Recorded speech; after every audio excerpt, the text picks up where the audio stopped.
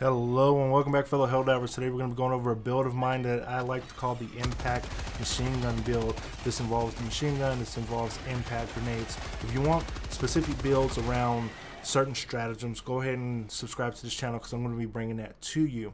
Now we're going to be pairing this with the Jar 5 Dominator. It has medium impact penetration.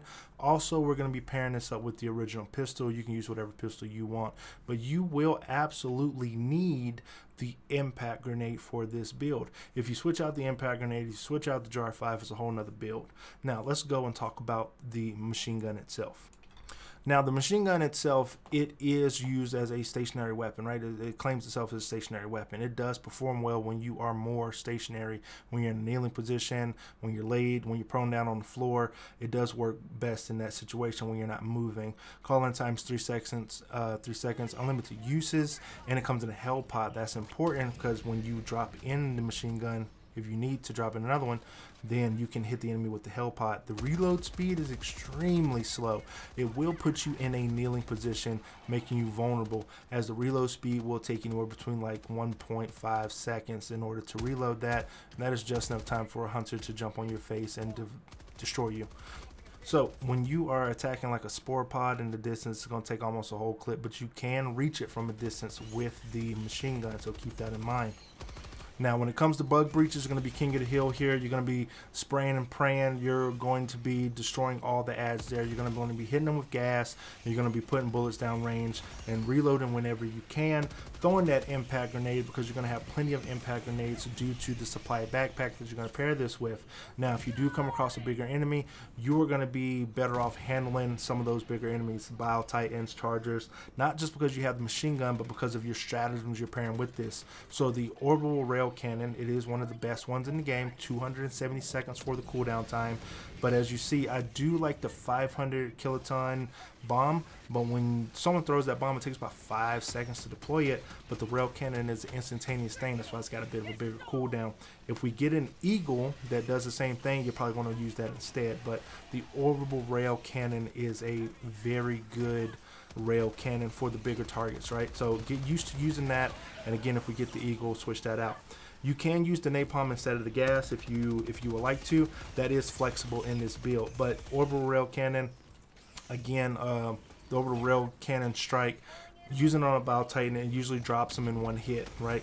If it hits him in the leg, if it hits him in the head, it's going to be an instant kill. If it blows his back open, then you're going to be in a bit of a pickle. Hopefully you got friends around or teammates that can handle the rest of your heavy lifting. Now, with the machine gun, again, you're going to want to be shooting in a kneeling position. You're going to want to be crouched. It's going to tear through the enemies. The aiming is going to be on point, but you don't want to reload when you're getting pressured. You can reload the Jar 5 Dominator when you're kind of in a sticky situation. It's a quick throw in, pop out type of deal. Turn around, start firing off that weapon, get that brute commander off you, get that hunter or warrior off of you, get those stalkers off of you with the Jar 5 Dominator. But you're mainly going to want to be using the machine gun. It's easily replaceable.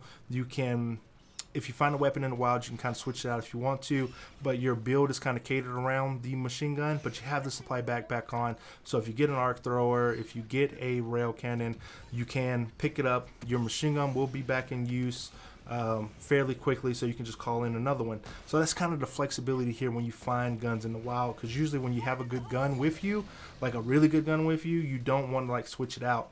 But the machine gun is good enough to be like, hey, swap and play, switch it around, kind of figure out what you need on the go, because it's going to handle a lot of the ass. It's going to handle a lot of light work. The orbital gas strike, if it hits a charger directly, it will break that piece of armor completely, and it will damage it over time. It won't kill it outright, but it will make it fairly weak. If I had impact grenades here, I would have just killed this charger right out. I would continue throwing some impact grenades on it. It would have dropped in like maybe 2 more hits of an impact grenade. But what I wanted to do was I wanted to show that the machine gun, if you shoot the charger in the back, then it's just going to pierce through that little thin armor that it has in the back. Some bullets are going to ricochet, but you're still doing damage to it if you start hearing it making these big huffing noises. Again, you have a supply backpack. Do not be afraid to use your stems. Use your stems very, very frequently, as you have 8 stems readily available on your back. So your stamina shouldn't be an issue, your grenades shouldn't be an issue, and your ammo economy really wouldn't be an issue because the machine gun does not have a very great ammo economy. And when it comes to handling more additional enemies, you are going to want to be throwing that grenade out. If you see bile spewers, if you see nursing spewers, I think they're called, the orange ones, then just take out that impact grenade and just throw it at the enemy. If you hit that bile spewer, the nursing spewer, with any of these impact grenades, 99.9% of the time, you're just going to blow the back out of that thing. It's just gonna pop. And then you can take your machine gun out and completely shred the face. It's not going to do a lot of damage to the side of the sack, but when you hit it in the face, it's going to tear right through that facial armor, and your machine gun is just going to feel like a better version of the Liberator Penetrator, because again, the Liberator Penetrator is a medium armor penetration type of weapon. When you find yourself getting like multiple bug breaches, that is when you're going to want to gas if you can. If you do have the orbital gas, it comes back in like a few seconds, 80, maybe, I think it's 75 seconds for the orbital gas. And again, it just shreds through those littler enemies. And then when you see a bigger enemy, just pick and choose. If you want to wait for a Bile Titan to pop out of a bug breach, if you're playing on higher difficulty, then wait for that orbital rail cannon, because it takes like 2 minutes, 30 seconds or something like that for it to come back. And then engage with your fights. You're going to be picking different fights with this type of build, because you know you have impact grenades to take out those bigger threats that usually people take an autocannon to use. They'll take an autocannon, shoot the bile spewer in the face or in the side, and just blow the back out of that thing. But your impact grenade will have the same results. Get better at lobbing it. And when you lob it, you gain more distance. So it's just like it's a practice type of method you got to get used to. You're attacking from a distance, because when enemies start pushing on you, then you already know that anything that comes within 50 to 100 meters of your machine gun is just going to get mowed down. And then they also still have to come through your gas, and if they bunch up, you have impact grenades to handle it. Hopefully you guys are really getting some value out of this machine gun build, because again, with the other videos that I have coming out with the Star Walk and I think the anti-material rifle one is next, then you're going to see that using stratagem synergies and really planning out the ones that you have at your disposal is really going to make a big difference in how you tackle content. Because I could have went with the audible laser here to clear out some ads, but they've been changing that thing to where it's been attacking minor enemies and it's taking longer to kill charges with it, and it kind of pushes brood commanders to the side left and right. Not saying it's a bad thing, but you just got to understand how these stratagems are working for you now when it comes to utilizing your build.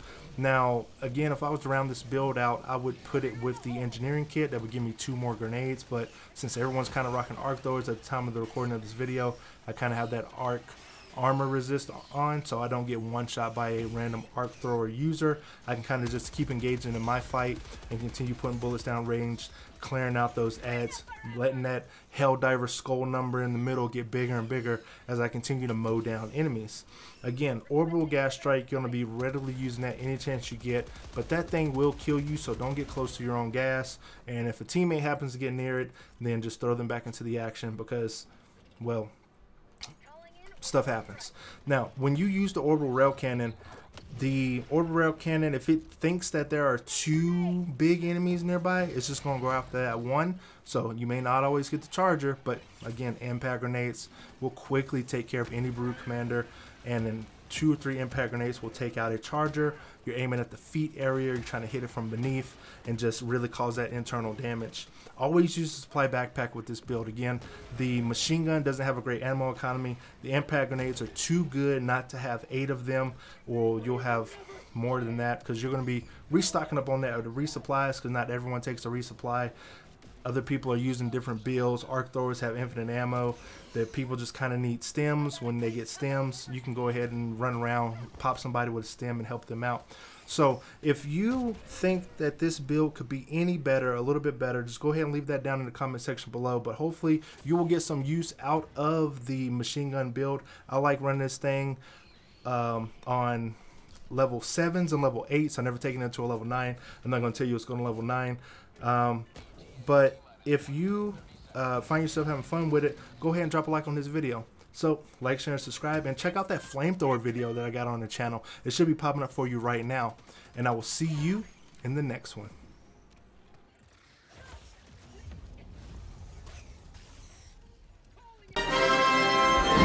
Men and women from all over the globe are joining up to fight for the future. I'm doing my part. I'm doing my part. I'm doing my part. Join the Helldivers and fight for freedom. Service guarantees democracy across the galaxy.